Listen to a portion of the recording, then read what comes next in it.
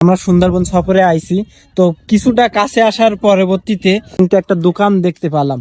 তো এই যে দোকানটা দেখতে পেলাম, আসলে বনের ভিতরে বেশ কিছুটা কাছে আইছি, তার পরবর্তীতে যে এমন সুন্দর একটা দোকান, মানে মানে বিষয়টা হলো যে এমন জায়গায় যে দোকান পাওয়া যায়, এইটা কিন্তু অবিশ্বাস্য।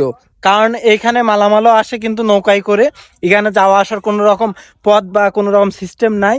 এখানে দেখতেছেন, এখানে কিন্তু চরের পাশেই কিন্তু খুব সুন্দর করে একটা দোকান। তো এই যে দোকানটা দেখলাম, খুবই ভালো লাগলো।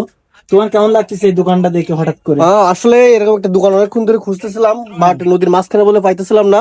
আহ, হঠাৎ দেখি চরের মাঝখানে একটা দোকান, হ্যাঁ হ্যাঁ, তো কিছু প্রয়োজনীয় জিনিস ছিল, লাগতো, ওগুলো নিতে আসি আর কি। আসলে দেখে ভালো লাগলো যে আসলে আমাদের প্রয়োজন ছিল, তো হঠাৎ করে একটা দোকান দেখে কিন্তু অনেক ভালো লাগলো। তো ইনশাল্লাহ আমরা কিন্তু আবারও চলে যাব, সবাই ঘুরতে ঘুরতে এখানে নৌকায় করে খাবার টাবার গুলো নিয়ে আসে বা যে জিনিসগুলো প্রয়োজন সেগুলো নিয়ে আসে। তো এখানে নৌকা করে আসতে হবে।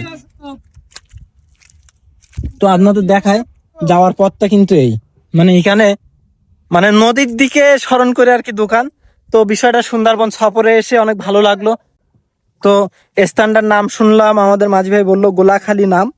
তো এখান থেকে আপনি যদি কোনো কিছু কিনতে হয় বা কোনো কিছু প্রয়োজন হয়, তাহলে আপনার নদীতে নৌকায় করে আসতে হবে। আসার পরে ওই যে সাইটে, আর অবশ্যই দেখেন, আপনার আপনার যদি কোনো কিছু যদি প্রয়োজন হয়, এই নৌকা থেকে এভাবে উঠতে হবে। ওঠার পরবর্তীতে আপনার কিন্তু কোনো জিনিস যাই কিনা হোক না কেন কিনতে হবে।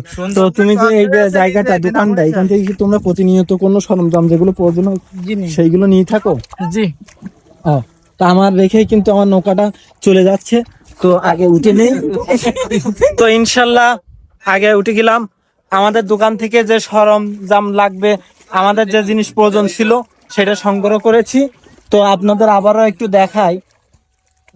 আবারও দেখাই দোকানটা, দেখেন লোক দেখেন, মানে ওপরে মানে এগুলো সব পানি ভরে যায়।